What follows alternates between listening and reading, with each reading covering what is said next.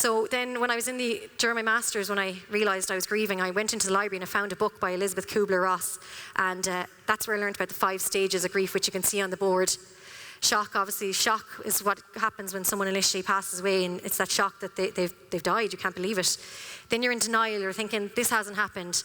He's going to walk back in that door, you know, I'm going to hear the rugby match on the TV, I'm going to smell the Hugo Boss around the house. That's denial.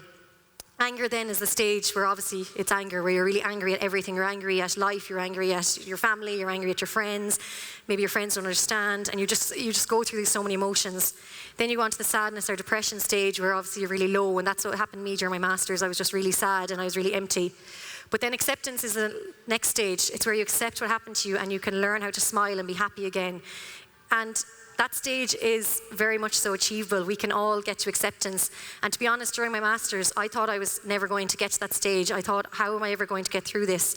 But I realised then that when I had to deal with my brother, my father's death, I also had to deal with something that happened when I was in national school.